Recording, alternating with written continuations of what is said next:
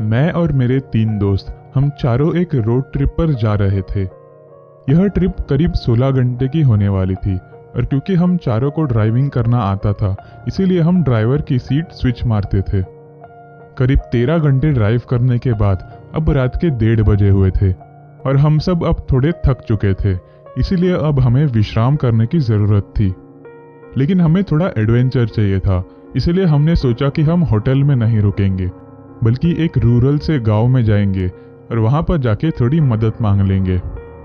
हमारे गाड़ी का रेडियो जो अब तक अच्छे से गाना बजा रहा था, अब उसका सिग्नल वीक होने लगा था। थोड़ी देर आगे चलते ही हमारे रेडियो में एक स्टैटिक सी आवाज़ आने लगी। इसके बाद उस रेडियो पर 2 लोगों के बात करने की आवाज़ आई। ये आवाज़ ऐसी थी जैसे 2 लोग वॉकी टॉकी पर बात कर रहे हो। हमें लगा कि किसी के वॉकी टॉकी का सिग्नल गलती से हमारे रेडियो के साथ कनेक्ट हो चुका है। उन 2 व्यक्तियों में से एक व्यक्ति ने कहा कि अब आगे जो रास्ता आएगा वहां से लेफ्ट ले लो। हमने उनकी बातों पर ज्यादा ध्यान नहीं दिया, लेकिन 2 मिनट आगे चलते ही रास्ते के लेफ्ट साइड में एक कच्चा रास्ता दिखाई दिया।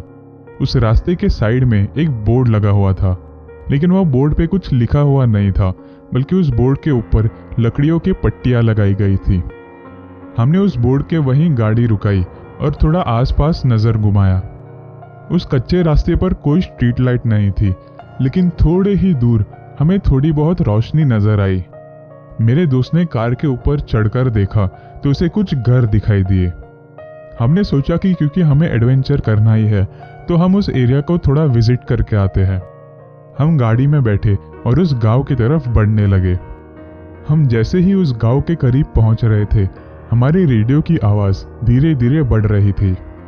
करीब 15 मिनट ड्राइविंग करने के बाद हम उस गांव के करीब पहुंचे। हमने गांव के गेट के बाहर ही अपनी गाड़ी रुकाई। उस गांव में करीब 12 या 13 घर थे।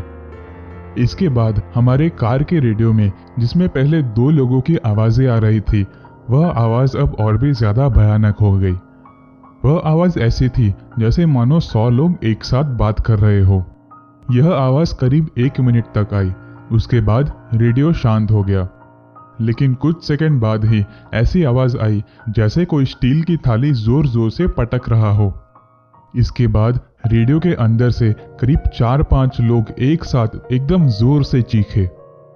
यह चिल्लाने की आवाज़ इतनी जोरदार थी कि हमारे कार के कुछ 2-3 स्पीकर्स फट गए। मेरे दोस्त ने तुरंत गाड़ी ऑफ कर दी और रेडियो का वायर काट दिया। अब वहां पर एकदम सन्नाटा था, जरा से भी आवाज़ नहीं थी। मैं और मेरा एक दोस्त हम लोग बहुत डर चुके थे, लेकिन मेरे बाकी के 2 दोस्तों को बहुत मज़ा आ रहा था। वो कहते हैं ना, कुछ लोगों में ऐसा कीड़ा होता ही है। उन दोनों की बातें सुनकर फिर हमने उस गांव के अंदर जाने का फैसला किया। उस गांव के गेट के उस पार हमने हमारा पहला कदम रखा, जो शायद हमारी बहुत बड़ी भूल थी, लेकिन हम उस गांव के पहले घर की तरफ बढ़ने लगे। उस गांव में सभी कच्चे मकान ही थे। वहां पर इलेक्ट्रिसिटी की कोई बंदोबस्त नहीं थी।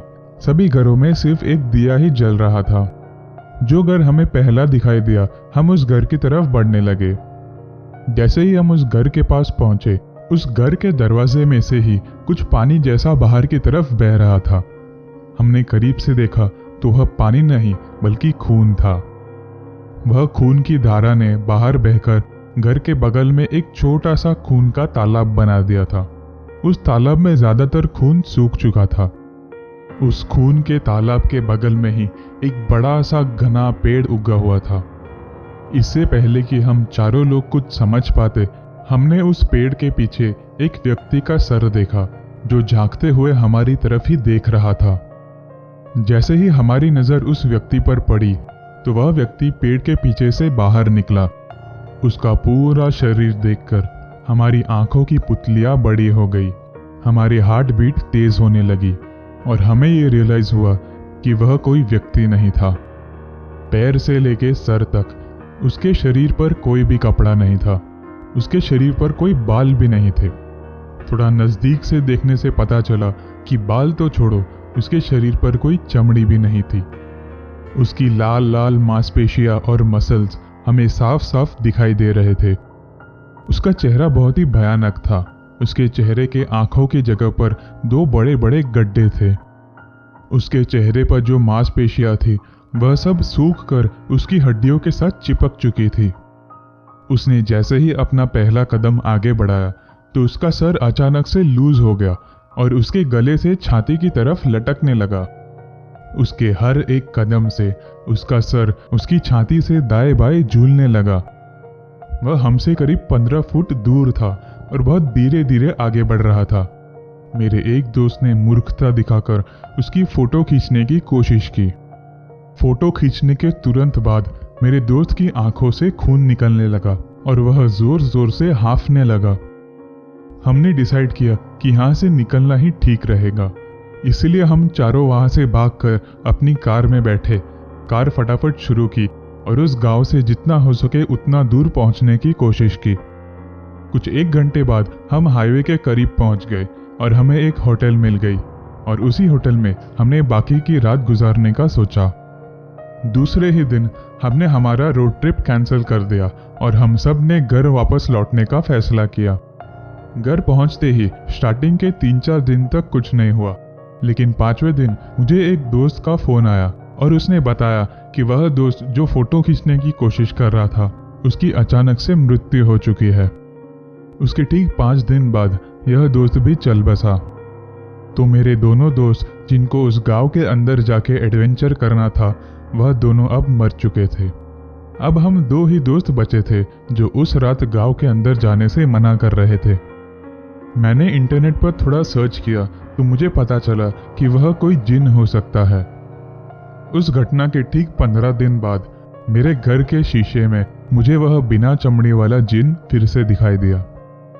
एक दिन मैं घर के बाथरूम में मेरे शीशे के सामने मैं शेव कर रहा था।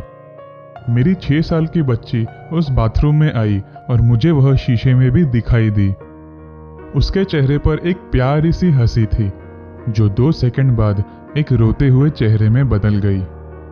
मैंने मेरे शीशे में देखा तो उस बच्ची के बाजू में वह बिना चमड़ी वाला जिन खड़ा था और उस जिन का हाथ मेरी बच्ची के कंधे पर था। उस बच्ची ने भी उस जिन को शीशे में देखा और उसे देखकर वह रोते हुए बाहर भाग गई।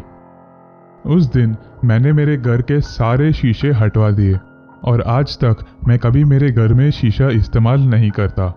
मैं मेरी शेविंग भी एक नाई के पास से करवा कर आता हूँ, लेकिन तब से लेकर आज तक मुझे वह जिन दिखाई नहीं दिया।